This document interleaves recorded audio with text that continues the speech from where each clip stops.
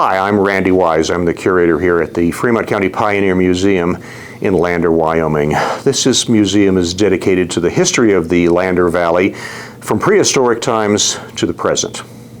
The Wind River Basin, which is the Lander Valley is part of, it has a fascinating history, and it's a very long history. And it starts, of course, with the Native American peoples who were here for thousands and thousands of years. And they are the ancestors of Native American people who still live in the valley today.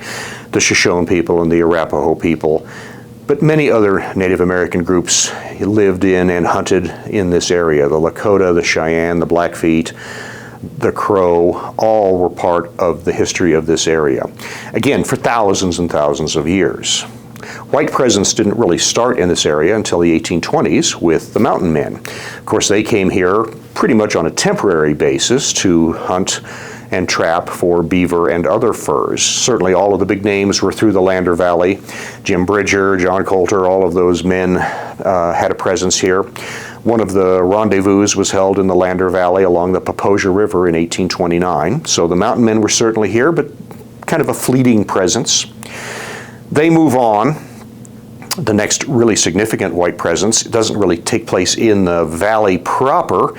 It's at the Oregon Trail, which is Oregon-California Trail, which is in the mountains just above the Lander Valley. Of course, hundreds of thousands of immigrants crossed that trail heading to Utah, California, Oregon for a better life. But again, they didn't come here to stay. They were traveling through. The first population of whites to stay in the Lander Valley actually started at South Pass, which is just above us where the Oregon Trail runs through. Gold was discovered up there in 1869. Of course, gold attracts a lot of people, so thousands of people rushed to make their fortune in the gold fields of the Sweetwater Mining District at South Pass. Of course, the majority of them didn't. But a lot of them had been chasing gold around for a long time, and they were kind of tired of it.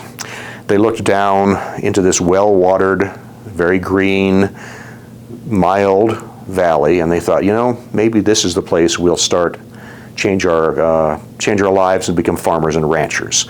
So almost all of the early settlers of the Lander Valley were either businessmen or miners in the Sweetwater Mining District. So the many businessmen and miners that moved into the Lander Valley created a vibrant, growing community.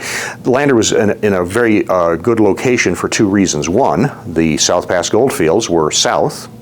Directly to the north was an extremely important military fort called Fort Washakie. Originally it's Fort Brown, then it becomes Fort Washakie, named in honor of the chief of the Shoshone people, Washakie, who was a very strong ally of the U.S. government and very strong supporter of the growth of this community.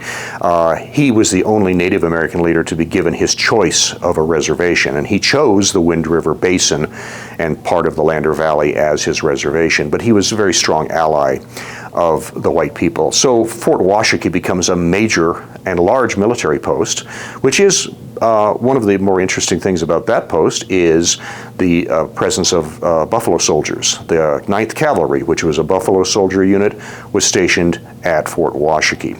So the merchants and the farmers in the Lander Valley had two very good markets, and goods had to be freighted in between South Pass and Fort Washakie, so there was a large freighting community. Lander becomes a growing community because it is the only community in the area, really. There aren't any other towns to speak of for several hundred miles. So Lander continues to grow. Agriculture is important. The military is important. It's the county seat, the seat of any other government that you want, because there is no other town in the area to speak of. A major landmark in the history of Lander is in 1906 when the Chicago and Northwestern Railroad comes to Lander. That was a big deal because all of a sudden you don't have to have freight teams anymore, which are expensive and take a long time. You can get goods and people in and out of the valley on the train. So that really boosted Lander's economy and population. After coal fades, oil becomes a real important part of Lander's economy, and still is today. There are still active oil fields. The first oil well drilled west of the Mississippi was in the Lander Valley, just outside of Lander. That is still a producing oil field even today. Lander continues to grow. The gold fades, the coal fades, oil is still around, agricultural is still around, but tourism becomes a major part of the economy because of our proximity to Yellowstone. So many people would get off the train in Lander, and then they would take stagecoaches to the south entrance of Yellowstone, because this is the closest place you can get to Yellowstone by train, or the southern gate of Yellowstone by train. So the tourist industry becomes a major part of our economy. As I said, as I've said to many people, one of the things I find fascinating about Lander is all of the Western themes are found here. You have everything from Native American to mountain men, the Oregon Trail, you have gold, you have all kinds of other mining, you have Native American conflicts, you have Native American allies, you have you have outlaws. Butch Cassidy was part of our story here. He lived in the Lander Valley for 4 years.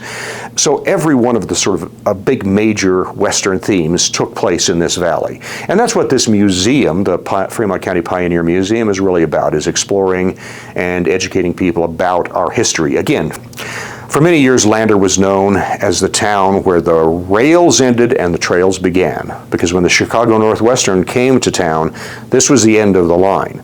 So the train stopped here. So this has always been known as the place where you got off the train and then you hit the trail.